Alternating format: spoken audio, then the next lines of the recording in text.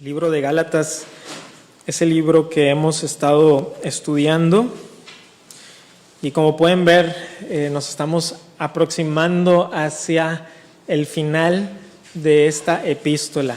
En Gálatas capítulo 5 voy a leer desde el verso 1 hasta el verso 15 y me siguen por favor con su vista y después de la lectura oraremos.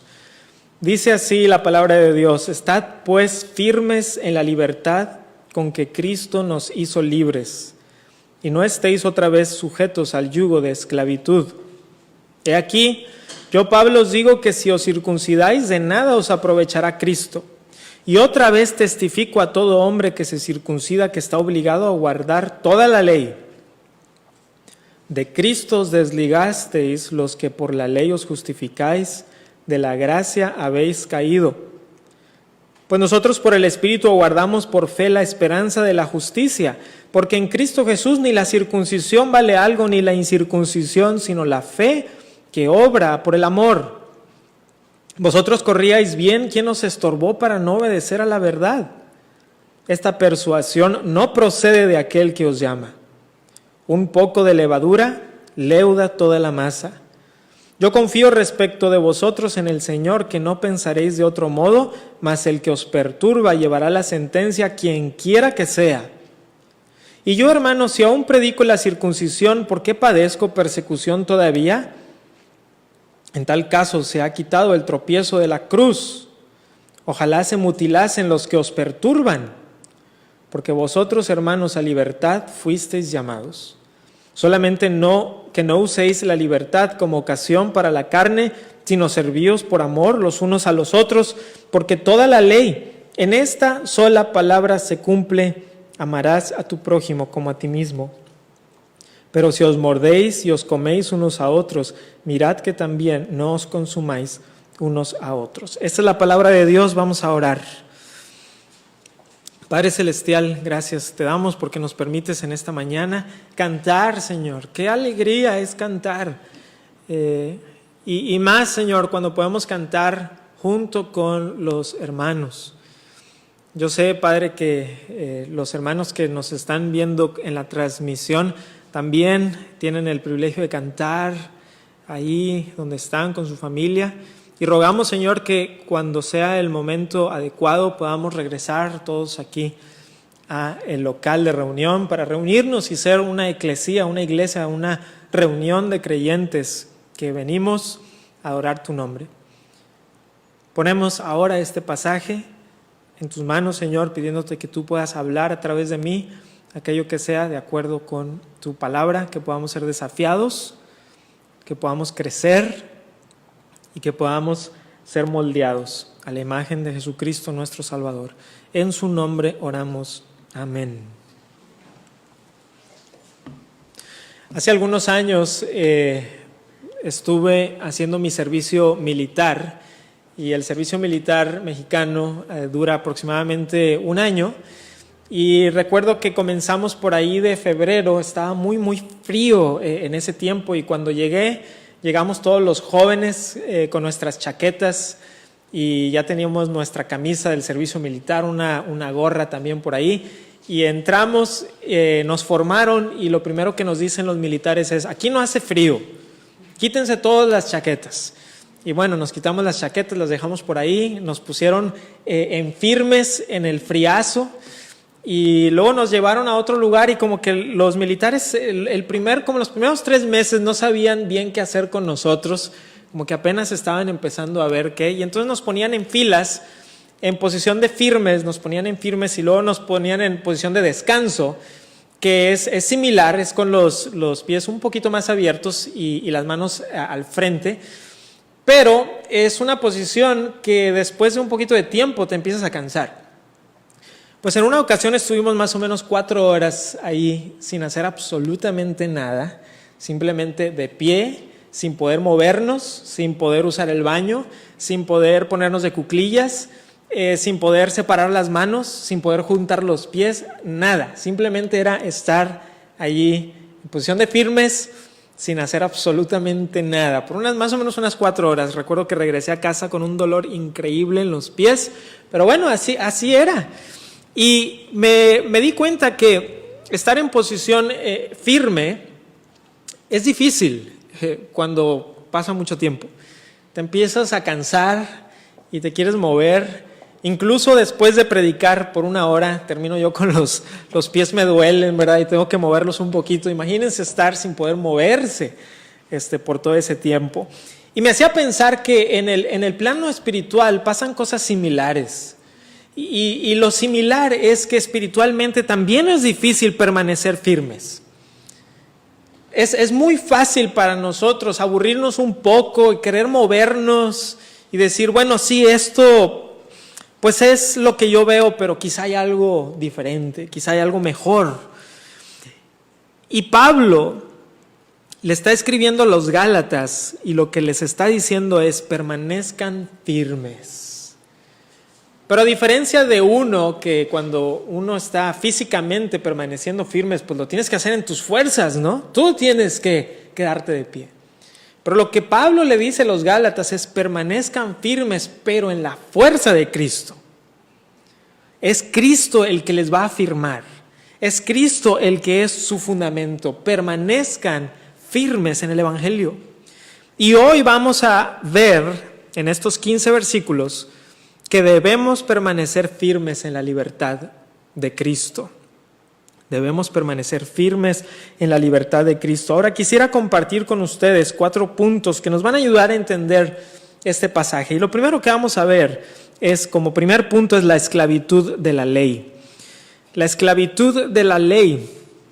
En el versículo 1, el apóstol Pablo comienza hablando y literalmente en el idioma original dice: a libertad Cristo nos libertó, por lo tanto estén firmes. Y en nuestra versión: estad pues firmes en la libertad con que Cristo nos hizo libres, y no estéis otra vez sujetos al yugo de esclavitud. La palabra firmes que se usa aquí se refiere a estar firme en una convicción. Permanezcan firmes en su convicción. Y Pablo les está diciendo a los Gálatas: no se muevan, quédense en el Evangelio. ¿Y cuál es el yugo de esclavitud? Pues el yugo de esclavitud lo hemos estado viendo en el capítulo 1, 2, 3, 4. El yugo de esclavitud es regresarse a la ley, regresarse al antiguo pacto. Y era como ponerse un yugo que se les había quitado en Cristo. Y es como que los Gálatas querían regresar a ese yugo. Y es que por naturaleza muchas veces somos así. ¿Recuerdan a los israelitas cuando salieron de Egipto, del yugo de Egipto? Y antes de llegar a la tierra prometida, ¿qué le decían a Moisés? Oye, nos gustaba ya, nos gustaba la comida, nos gustaba... Oye, pero estaban en esclavitud. Sí, pero es que por lo menos lo teníamos bien. Y ahora aquí en el desierto no sabemos ni qué va a pasar. Y muchas veces somos nosotros también así, ¿verdad? Podemos estar en la libertad de Cristo y pensamos: no, yo me quiero regresar a la esclavitud. Regresar a los ritos del Antiguo Testamento era en el contexto de los Gálatas. Y en el versículo 2, Pablo comienza esta sección, que es una de las secciones donde Pablo habla muy fuerte. No es la única. ¿Recuerdan el capítulo 3 cómo empezó Pablo? Con lenguaje fuerte, o Gálatas insensatos. Pues en esta sección también va a haber lenguaje un poquito fuerte de parte del apóstol Pablo. El versículo 2 dice: aquí yo, Pablo, os digo que si os circuncidáis, de nada os aprovechará Cristo. Pablo usa su nombre en esta carta 2 veces. La primera es en el versículo 1, cuando se está presentando, y aquí también. Entonces, de alguna manera Pablo está diciendo: les estoy hablando yo, Pablo, el apóstol Pablo, no todos los hermanos que están conmigo. En el versículo 2, primero dijo yo, Pablo, y todos los hermanos que están conmigo. Pero ahora Pablo dice en este pasaje: ahora yo, Pablo, con la autoridad apostólica que tengo, como escogido por Cristo mismo cuando se me apareció ahí en Damasco, comisionado por Jesús. Como vimos en Gálatas capítulo 1, Pablo había recibido revelación de parte de Jesucristo mismo. Yo, Pablo, dice: si ustedes se circuncidan, es menospreciar la obra de Cristo. La obra de Cristo les había dado libertad y los Gálatas la estaban menospreciando. Si se circuncidaban era como menospreciar lo que Jesucristo había hecho en la cruz por ellos. Ahora, yo sé que para nosotros, cuando se habla de todo esto del rito de la circuncisión del Antiguo Testamento, nos puede parecer foráneo, como que no sabemos por qué esto es algo tan fuerte, pero debemos de recordar que en la religión judía, desde ese tiempo hasta el día de hoy, la circuncisión es el rito o uno de los ritos más importantes en la religión judía, de tal manera que ellos se gloriaban en eso. Decían, nosotros no somos como los paganos. ¿Recuerdan cuando David se enfrenta a Goliat y cómo le dice? ¿Quién es este filisteo incircunciso? ¿Verdad? ¿Por qué? Porque era parte de decir, nosotros somos el pueblo del pacto, porque la circuncisión era la señal de la entrada en el pueblo del pacto. Pero ahora está el apóstol Pablo, que es judío, diciendo, hermanos gentiles, no se tienen que circuncidar. Eso era algo que Dios había establecido para el pueblo de Israel y ahora en Cristo no es necesaria. Ahora tenemos otra cosa que lo reemplaza. Ahora tenemos el bautismo, ahora tenemos la fe, que es lo que Pablo ha estado enfatizando, la fe en Jesús. Y es interesante también en este versículo 2, porque cuando dice, yo Pablo os digo que si os circuncidáis, en el idioma original es un pasivo, es decir, dice, si dejan que lo circunciden. Entonces la idea que da es que los gálatas todavía no habían accedido al rito de la circuncisión, o por lo menos la mayoría de ellos todavía no lo hacían, sino como que estaban coqueteando con la idea. Habían venido los judaizantes o los legalistas y les decían, ¿saben qué? Tienen que circuncidarse, tienen que seguir todos los ritos del Antiguo Testamento para tener una buena relación con Dios, y ellos lo estaban considerando, y Pablo manda la carta tratando de decir, esperen, no lleguen a eso, se están regresando al antiguo pacto. Versículo 3, y otra vez testifico a todo hombre que se circuncida que está obligado a guardar toda la ley. O sea, Pablo les dice, a ver, si quieren acceder en este punto de la circuncisión, pues tienen que acceder a todos, ¿no? Si van a guardar eso, entonces van a tener que guardar las leyes civiles, van a tener que guardar las leyes ceremoniales, van a tener que guardar todo.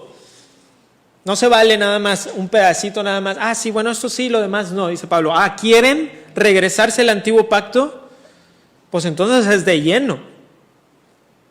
Están obligados a guardar toda la ley. Ahora nosotros sabemos el día de hoy que la ley civil, en el Antiguo Testamento se da toda la ley y hay una división de la ley que son la división tripartita de la ley, que hay leyes ceremoniales, que hay leyes civiles y que hay leyes morales. Ahora, esta división en tres es una división pedagógica, es decir, en el Antiguo Testamento nunca dice, ahí van las leyes civiles, ahora van las ceremoniales y ahora van las morales, no, sino que están mezcladas en el Antiguo Testamento. Pero desde los inicios de la era cristiana, por ahí del siglo II, del siglo III, cuando los pastores querían enseñar sobre la ley del Antiguo Testamento, usaban estas tres divisiones para poder enseñar de manera más sencilla. Y una de las maneras que se ha enseñado a lo largo de la historia cristiana es que Cristo cumple la ley. Y al cumplir Jesucristo la ley, lo cual vemos en las Escrituras, la parte civil de la ley queda obsoleta, porque Dios la había dado a Israel cuando estaban en la teocracia, es decir, con Dios como su líder supremo. Y había también leyes ceremoniales, que las leyes ceremoniales son las que tienen que ver con los sacrificios, con las vestimentas de los sacerdotes, y también todo eso ha quedado cumplido en Cristo. Es por eso que a mí no me ven vestido de sacerdote, ni tampoco tenemos aquí un altar, y ninguno de ustedes trajo un cordero para sacrificarse, porque Cristo es nuestro sacerdote, Jesucristo es ese cordero, ya no hay más sacrificios. Cuando se trata de la ley moral, vamos a hablar de eso en un momento más. Pero el problema aquí con los gálatas es que les dice Pablo, si ustedes quieren regresarse al antiguo pacto, tienen que cumplirla toda, porque si no la cumplen toda, entonces de nada sirve tampoco. De hecho, Santiago 2:10, vayan por favor a Santiago 2:10, y por cierto, después de Gálatas vamos a estudiar Santiago, y cuando lo estudiemos, Santiago 2:10, cuando lo estudiemos van a ver por qué, porque se balancean la una a la otra. Y en Santiago 2:10, Santiago dice, porque cualquiera que guardare toda la ley, pero ofendiere en un punto, se hace culpable de todos. O sea, la ley es como si fuera un globo, por donde le piques con la aguja se revienta todo. O sea, no se vale nada más de que, bueno, pues es que sí cumplí un poquito, entonces con eso la hago, ¿verdad? No. Santiago nos dice, si ofendes en un punto, te haces culpable de todo, porque es una unidad. En otras palabras, regresando a Gálatas, Pablo les dice, no están agregando nada más una cosa, es un regresarse por completo al antiguo pacto. Y es por eso que continúa en el verso 4, estamos en Gálatas 5, verso 4, de Cristo os desligasteis los que por la ley os justificáis, de la gracia habéis caído. Desligarse aquí tiene que ver con alejarse de Cristo. Desligarse tiene la connotación de romper un vínculo. En Romanos 7:2 no tienen que ir ahí, se usa la misma palabra con esa connotación de romper un vínculo. Pero desligarse de Jesús era caer de la gracia, era alejarse de la gracia. No está diciendo que hubieran perdido su salvación, como que tenían la salvación, ya no la tienen. No, lo que les está diciendo es que un evangelio de obras no es un verdadero evangelio. El que se quiere justificar por las obras y quiere agregar a la obra de Jesucristo está confiando en un falso evangelio. O sea, lo que Pablo está diciendo es, si tú le agregas a Jesús, estás creyendo en un falso evangelio. Hermanos, acabamos de comenzar el mes de octubre, y el mes de octubre nosotros recordamos la reforma protestante que sucedió hace 500 años. El 31 de octubre de 1517, Martín Lutero va a la iglesia de Wittenberg y clava en la puerta las 95 tesis. Cuando Lutero clava esas 95 tesis, él todavía era un monje católico, pero empezaba a ver ciertas cosas que le llamaban la atención de su estudio de Romanos y de su estudio de Gálatas. Y poco a poco Lutero fue entendiendo mejor el evangelio. Ahora, Lutero no fue un hombre perfecto, y hay algunas cosas que probablemente la mayoría de nosotros, y yo sin duda alguna no estoy de acuerdo por completo con él. No estoy tratando de decir, Lutero fue un hombre perfecto. No. Pero lo que sí podemos decir es que Lutero fue un hombre imperfecto usado por Dios para empezar a traer luz en una época de tinieblas. Quiero leerles algo que escribió Martín Lutero. Escribió lo siguiente: el primer y principal artículo es este: Jesucristo nuestro Dios y Señor murió por nuestros pecados y resucitó para nuestra justificación. Él solo es el Cordero de Dios que quita el pecado del mundo, y Dios cargó sobre él la iniquidad de todos nosotros. Todos han pecado y son justificados gratuitamente, no por sus propias obras o méritos, sino por su gracia, mediante la redención que es en Cristo Jesús, en su sangre. Esto es necesario creer. Esto no puede adquirirse o recibirse por ninguna obra, ley o mérito. Por lo tanto, queda claro y es seguro que la fe sola nos justifica. Nada de este artículo puede ser concedido o rendido, ni aunque el cielo o la tierra y todo lo demás se caiga. ¿Creen que para Martín Lutero era importante la doctrina de la justificación por la fe sola? Él decía que era el artículo por el cual la iglesia permanece en pie o cae.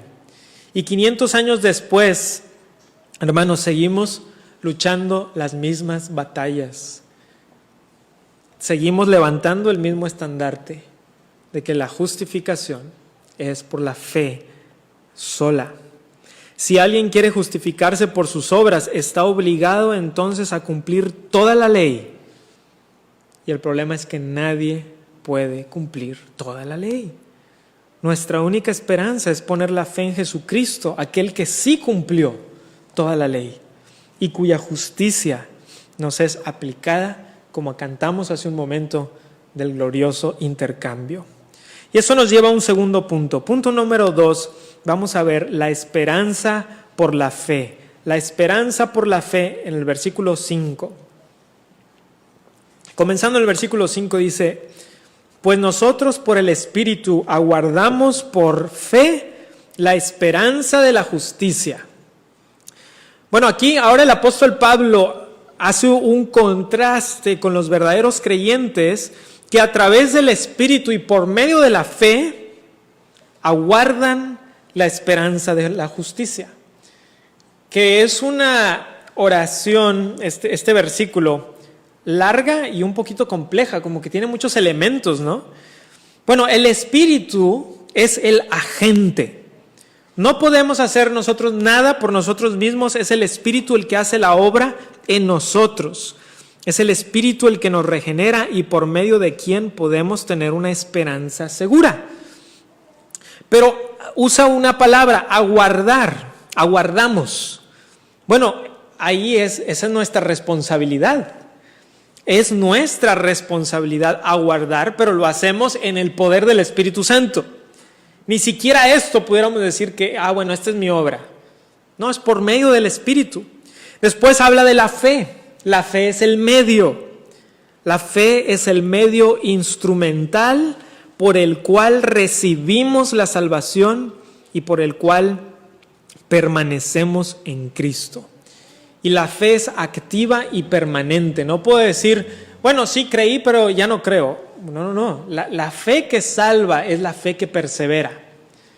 Es la fe que dice, creí, creo y por la gracia de Dios creeré. ¿Verdad? Que el que comenzó en mí la buena obra la va a perfeccionar hasta el día de Jesucristo. Y entonces, bueno, estamos viendo, el Espíritu es el agente, aguardar es nuestra responsabilidad, la fe es el medio. Y la esperanza de la justicia, ¿y eso qué es? Bueno, la esperanza de la justicia es la promesa. Es la única vez que aparece esta frase en el Nuevo Testamento, esperanza de la justicia. A veces aparece como esperanza y relacionada con la palabra justicia, pero así como lo pone aquí el apóstol Pablo, es la única vez en el Nuevo Testamento que aparece. Y se refiere a la esperanza segura de la justificación final y completa de todo creyente. Es decir, el apóstol Pablo está diciendo, sí, ya hemos recibido los beneficios de la justificación. Si tú eres cristiano, Dios te ha declarado justo, pero por medio de la fe aguardamos que esa declaración de parte de Dios, que decimos que es una declaración forense, que Dios te declara justo por medio de Jesús, se va a tener un cumplimiento completo y total cuando nuestro cuerpo sea transformado en la venida del Señor Jesucristo. Porque en ese momento la justificación va a ser completa, vamos a tener un nuevo cuerpo, vamos a ser justos, no solamente declarados justos, sino que vamos a ser justos por completo. Nuestro cuerpo ya no va a poder pecar ni siquiera cuando nuestro cuerpo sea transformado en lo que la Biblia llama la glorificación. Seremos justos por completo, santos y sin mancha. Entonces el apóstol Pablo en este versículo 5 está diciendo que nosotros, por medio del Espíritu, estamos aguardando con fe o por fe. ¿Qué cosa? Ese momento en donde seremos completamente transformados y seremos justos. Esa es la esperanza de la justicia. Seremos justos por completo y esa es una esperanza segura.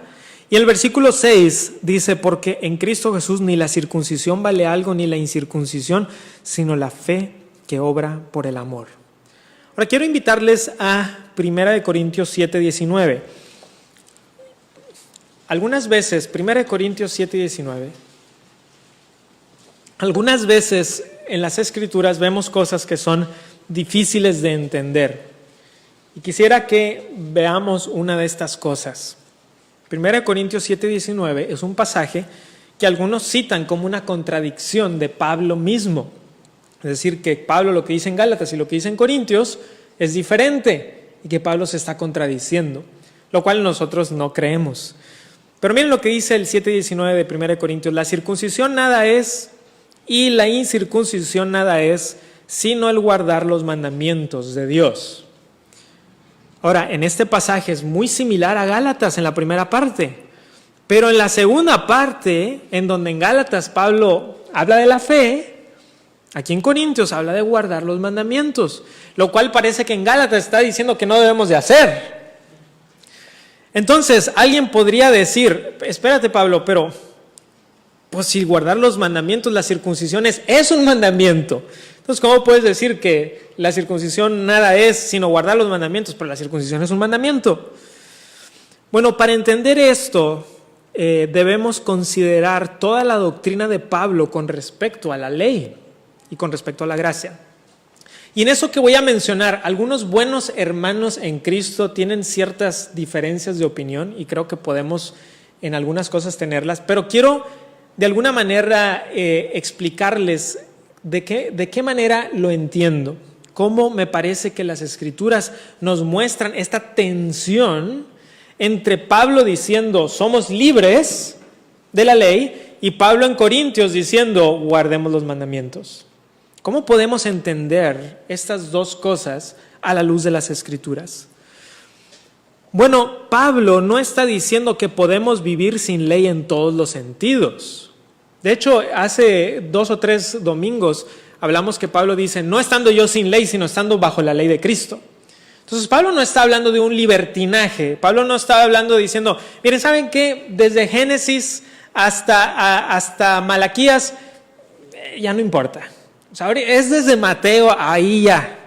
Y de eso, olvídense de todo lo... Pablo no está diciendo eso. O sea, el argumento de Pablo es mucho más matizado. No estamos bajo la ley, ¿en qué sentido? No estamos bajo la ley como codificada, como código de pacto. No tenemos que seguir la ley como... ese es el pacto en el que estamos, en el pacto de la ley. No, eso es el antiguo pacto. Tampoco estamos bajo la maldición de la ley. Lo ha dicho Pablo, no estamos bajo la maldición de la ley. Tampoco estamos bajo el yugo de la ley. Los aspectos, ahorita mencioné, ceremoniales y civiles de la ley han quedado cumplidos en Cristo y en ese aspecto están obsoletos, pero obsoletos en el sentido de cumplidos. No que Dios haya dicho, ¿sabes qué? Esa parte de la ley como que ya no me gusta mucho, ya mejor no la sigan. Así no es. Las Escrituras dicen que Cristo vino a cumplir. Es decir, hay ciertas cosas que con Cristo se cumplieron, o sea, era hasta Cristo, porque Cristo lo cumple, Él es la culminación de esas cosas. Entonces, todo el aspecto ceremonial en Cristo se cumple, porque Él es el sumo sacerdote, porque Él es la ofrenda, porque Él es el que rompe la cortina para que podamos entrar al lugar santísimo. Y los aspectos civiles también han quedado cumplidos, ¿verdad? Porque Cristo dice, ahora no nada más es de una nación, ahora es de a todas las naciones, id por todo el mundo, predicad a todas las naciones. Esto no nada más es para judíos, para mexicanos, es para chinos, es para norteamericanos, es para todo el mundo. Entonces, vemos esto, pero hay un aspecto de la ley que llamamos la ley moral. Y la ley moral son los aspectos de la ley que permanecen por siempre porque están basados en el corazón de Dios. Por ejemplo, matar. La ley prohíbe matar, no matarás. Bueno, ¿ustedes creen que Dios sigue considerando el asesinato como pecado? Pues por supuesto, porque es parte de la ley moral de Dios. Y de hecho, la ley moral de Dios antecede cuando Moisés dio la ley codificada y va más allá incluso de la ley codificada. Hay muchas cosas que no están en los 10 mandamientos o en los demás mandamientos que tú y yo seguiríamos porque decimos, este es el plan de Dios. Entonces, en ese sentido, el creyente es habilitado por el Espíritu para obedecer en fe y por amor los aspectos morales de la ley porque han sido escritas en su corazón, como dice allá en Ezequiel y en Jeremías. Pero guardar los mandamientos, el aspecto moral de los mandamientos para el creyente es el resultado de la fe en Cristo. no es el medio por el cual me justifico, sino que es el resultado de haber sido declarado justo por Dios. Entonces, viéndolo de manera práctica, cuando un cristiano pone su fe en el Señor Jesucristo, el Espíritu Santo, ¿verdad?, hace esa obra de regeneración, pone la ley escrita en nuestro corazón, y entonces nosotros podemos guardar los mandamientos de Dios por la obra del Espíritu en nosotros, en amor, en obediencia y como resultado de nuestra justificación. Pero el problema era que los judaizantes estaban torciéndolo un poco y estaban diciendo, no, hay que seguir la ley para ser justificados. O hay que tener a Cristo, pero también la circuncisión para tener el favor de Dios. Mientras que nosotros vemos en las Escrituras que el favor de Dios nos es otorgado por Jesucristo. Entonces, si lo entendemos de esa manera, hermanos, podemos tener un balance entre la libertad, pero la obediencia también. Pablo no está diciendo, aquí es un libertinaje y lo que ustedes quieran pueden hacer. No, él está diciendo, también hay que guardar esos mandamientos que Dios ha puesto en nuestro corazón. Me acuerdo una anécdota que contaba el doctor R.C. Sproul, y la he contado también aquí 1 o 2 veces, en donde estaba dando una conferencia, lo invitaron a una reunión de oración en una casa muy grande. Él no conocía bien a las personas que lo habían invitado, pero accedió. Llega y había mucha gente ahí reunida, y entonces dicen, bueno, vamos a comenzar la reunión de oración, apaguen por favor los focos. Ok, no se esperaba eso, pero dijo, bueno, a lo mejor es una costumbre de aquí, apagan los focos. Y la persona que estaba dirigiendo dice, muy bien, ahora empecemos a orarle a nuestros antepasados ya muertos. Y entonces ahí dice, ahora sí algo anda mal, ¿no? Y entonces dice, a ver, un momento, ¿cómo que hablarle a nuestros antepasados?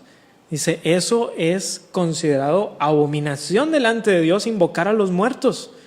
Y le dicen, Pastor Sproul, es que eso estaba en la ley del Antiguo Testamento. Eso ya pasó, somos libres.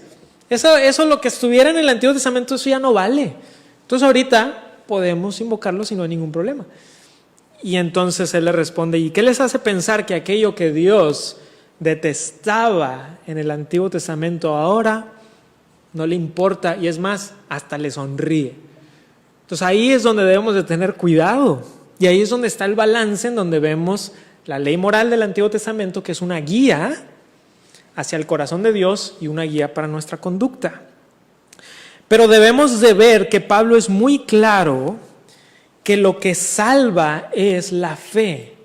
Es decir, Pablo no está diciendo guardar los mandamientos me salva. Cuando uno lo ve en el contexto, Pablo está una vez y otra diciendo la fe te salva, pero la fe que salva no va sola, tiene que venir con el amor, con la fe, con el guardar los mandamientos de Dios de una manera correctamente entendida.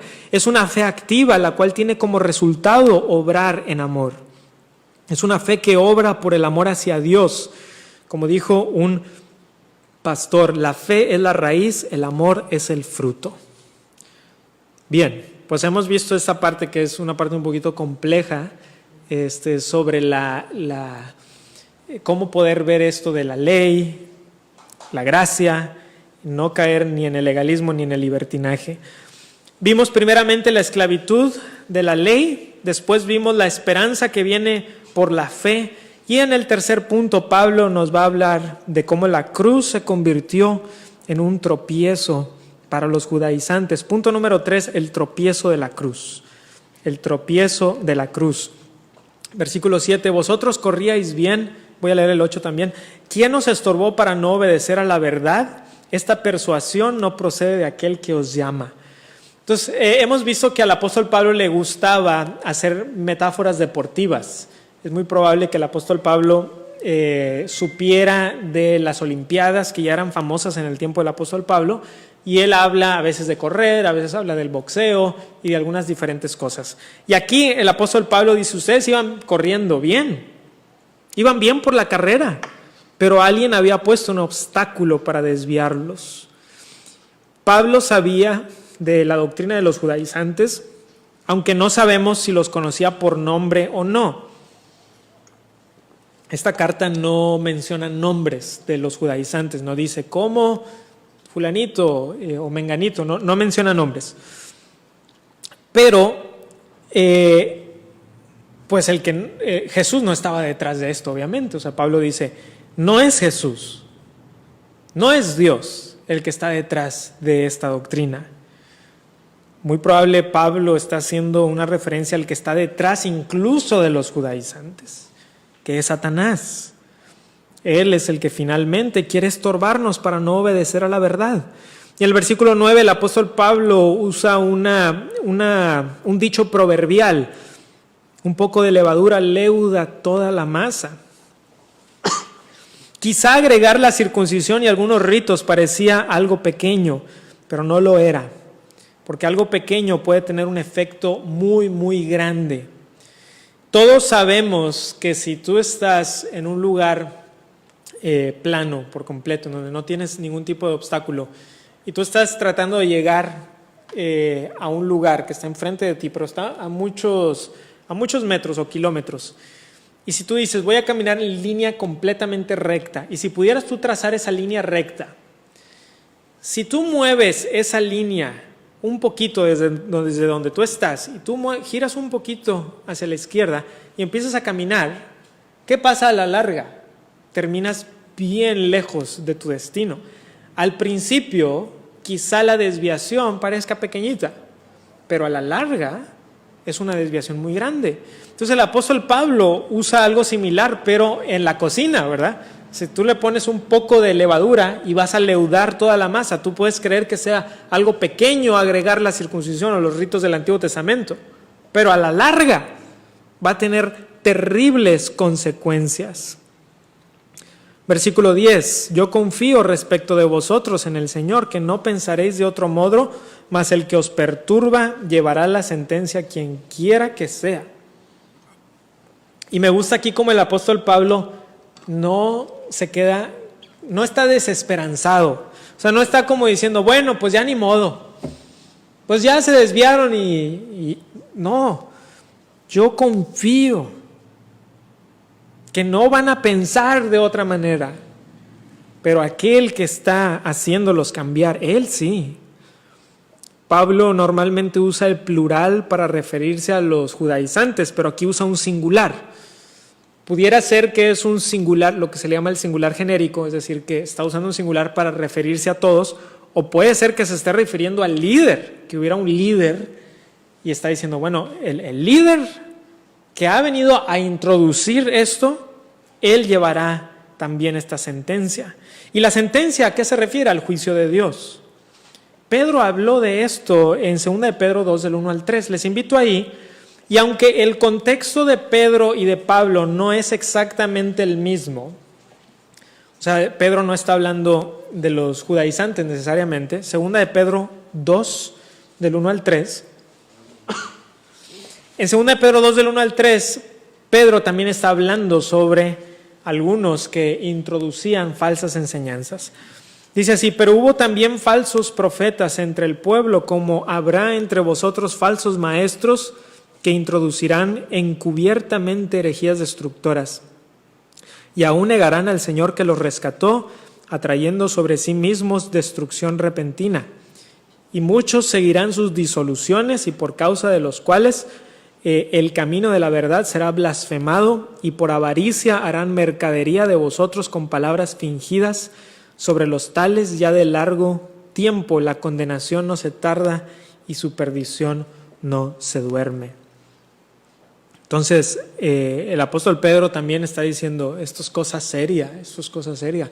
En la historia de la iglesia ha habido varias personas que se les llama heresiarcas, padre de herejes, como Cerintio, por ejemplo. Cerintio el heresiarca. Y yo me pongo a pensar, qué triste ha de ser que este personaje sea famoso, pero famoso por ser un heresiarca. Un padre de herejes. Y a lo que eso se refiere, un heresiarca se refería a personas que eran líderes de sectas o que introducían ciertas herejías dentro de la iglesia. Cerintio vivió en los tiempos cuando Juan estaba a punto de morir, entonces es contemporáneo de Juan. Entonces, Pedro habla de esto, Pablo hace un contraste entre los falsos maestros y él. Vamos al versículo 11 de Gálatas 5 para que veamos ahora ese contraste entre los falsos maestros y Pablo. 5:11. Y yo, hermanos, si aún predico la circuncisión, ¿por qué padezco persecución todavía? En tal caso se ha quitado el tropiezo de la cruz. Entonces, una de las razones por las que Pablo era perseguido era precisamente por predicar el evangelio de la libertad en Cristo. Esta libertad era tropiezo para los judíos y para los judaizantes. Para Pablo era necesario dejar el tropiezo de la cruz. Para los gentiles era un tropiezo creer que Dios había muerto como un criminal en una cruz. Para los judíos era un tropiezo creer que en la cruz habían sido libertados de la ley. ¿Por qué era la cruz un tropiezo para los gentiles, por ejemplo? Bueno, hay un grabado que se encontró, creo que fue en Roma, pero no me acuerdo bien, que se llama el grabado de Alexámenos. Se encontró en una pared, se había hecho una inscripción. Y esta es la inscripción más antigua, no de la Biblia, es decir, de un lugar que no está en la Biblia, en este caso está en una pared. Es la inscripción es la representación más antigua que se tiene de Cristo por parte de alguien que no creía en Cristo. Era un romano que no creía en Cristo. Es una burla a los cristianos. Y lo que tiene esta representación es una cruz y como una persona arrodillada que se llama Alexámenos, y abajo dice: Alexámenos adora a su Dios. Y en la cruz está una persona, pero la cabeza es de un burro. ¿Por qué? Porque era un tropiezo para los romanos. Para los romanos la cruz era el símbolo de tortura, de vergüenza. Y ellos decían: si tú crees en un Dios que murió en una cruz, estás loco. Estás loco. Por eso era un tropiezo para ellos. Y para los judíos no podían aceptar que el Mesías había venido y que ellos lo habían crucificado ahí. Ese no puede ser nuestro Dios. Y hasta el día de hoy, tú les preguntas: ¿es Jesús el Mesías? No, no es el Mesías, es un tropiezo. ¿Ustedes creen que la cruz es un tropiezo hoy? Claro que lo es, para mucha gente. Si tú les dices que solo Cristo salva, eso no es políticamente correcto el día de hoy. No puedes decir eso sin que la gente se enoje. O que en el Evangelio encontramos verdadera libertad y la gente se tropieza con eso.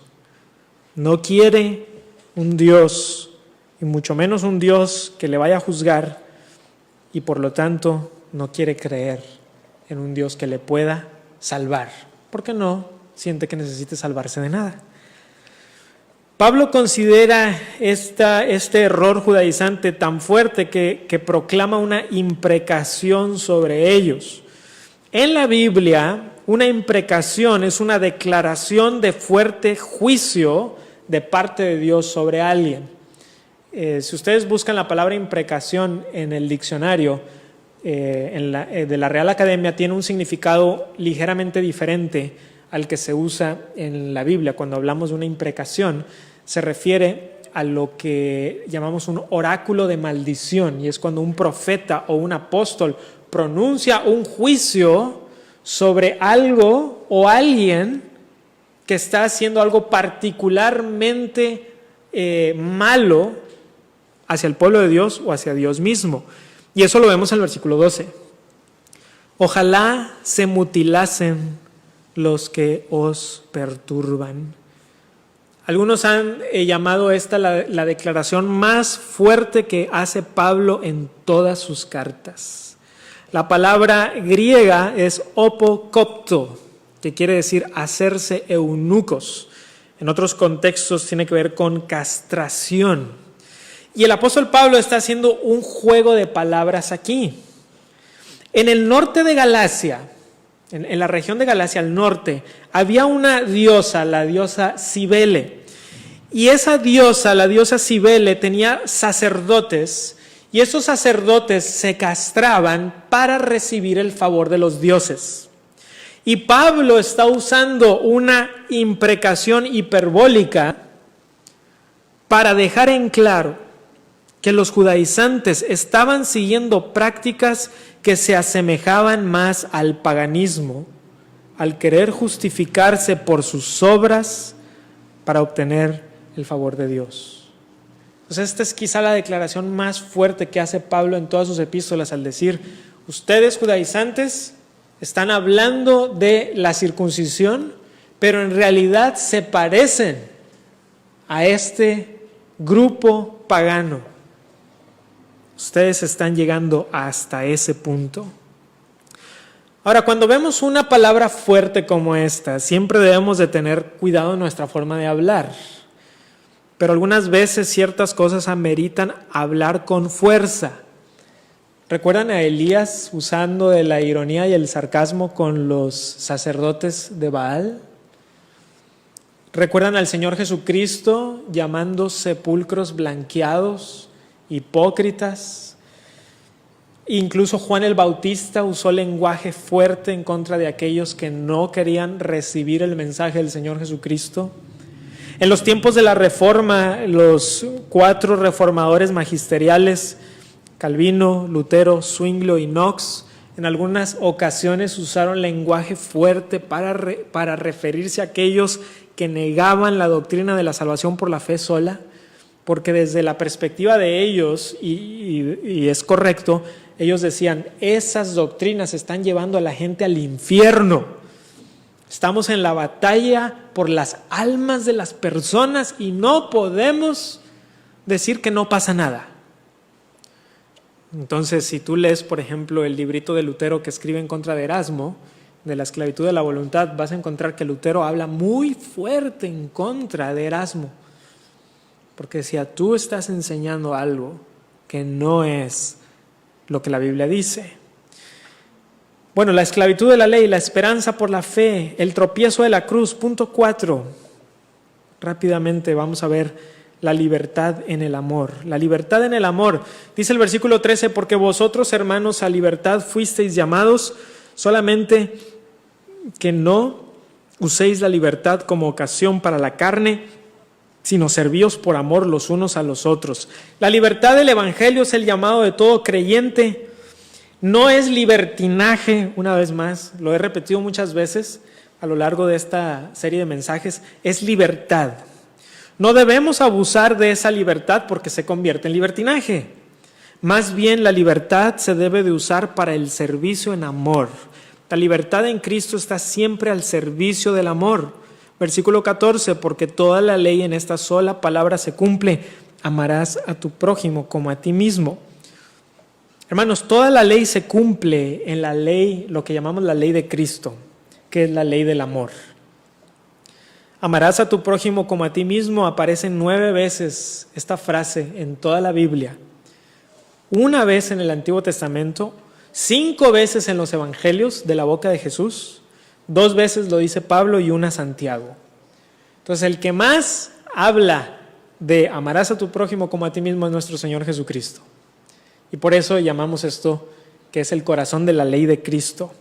Y fíjense que dice que toda la ley en esta sola palabra se cumple, porque hasta en eso Pablo es bien específico, no dicen toda la ley en esta sola palabra se hace, porque él no está tratando de enfatizar, tienes que hacer para poder tener el favor de Dios, no dice cumplir. ¿En qué se cumple? ¿Cómo llega a su cumplimiento toda la ley? En el amor. El amor. Un autor escribió, el amor cristiano cumple la ley como el resultado de la identidad cristiana y no como su origen. Es decir, ¿dónde está mi identidad cristiana? Mi identidad cristiana está en que yo cumplo con la ley de Cristo como resultado de lo que Cristo ha hecho por mí. Y entonces termina en el 15, pero si os mordéis y os coméis unos a otros, mirad que también no os consumáis unos a otros, porque el resultado de la herejía judaizante sería la aniquilación de la iglesia en Galacia. Seguir la doctrina de salvación por obras te consume. Si tú te quieres salvar por tus obras, te vas a consumir, porque no puedes. Entonces lo intentas y lo intentas y lo intentas y lo intentas. Y muchos de nosotros, hermanos, por eso vivimos una vida de constante frustración, porque a veces tenemos el conocimiento de la salvación por la gracia, pero actuamos como si fuera la salvación por las obras. Entonces cada vez que caemos es una frustración increíble, porque digo, ya no me estoy pudiendo justificar. Pero cuando entendemos la gracia que nos lleva a la libertad, no al libertinaje, sino a la obediencia en amor de lo que Dios ha puesto en nuestro corazón, de cumplir la ley de Cristo, de amar a Dios, de amar a nuestro prójimo, entonces vamos a entender nuestras fallas a la luz del Evangelio. Y vamos a poder venir en arrepentimiento cuando caemos. Porque a veces venimos en arrepentimiento y decimos, es que siento como que no merezco el perdón de Dios. ¿Y cuál es la respuesta? Pues por supuesto que no lo mereces. Pero Dios no te perdona por si tú sientes o no sientes. Dios te perdona por Cristo.